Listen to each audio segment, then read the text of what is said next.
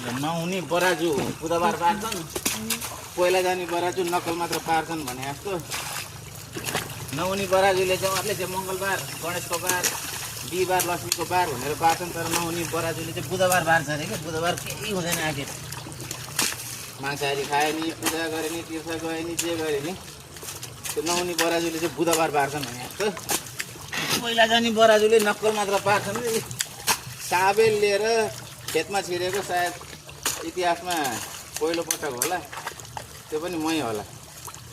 अब आज हाम्रो यहाँ पिट मार्ने काम भइरहेछ रोपाइँको।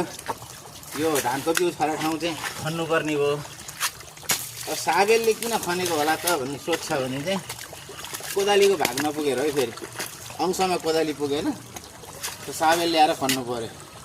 अहिले यही साबेल नभए नि गिलासले भयो नि ल्याएर कोपार्दै खन्नु पर्थ्यो, किनभने खेती किसानीलाई काम गर्नै पर्छ। एनी हाउ एनी कस्ट, केही नभए चम्चाले पनि कोतारेर भए नि मिलाउनु पर्छ। यो जमिन अलिक उता भिरालो भएछ, त्यसले गर्दा चाहिँ मैले साबेलले खन्ने अवस्था आएको।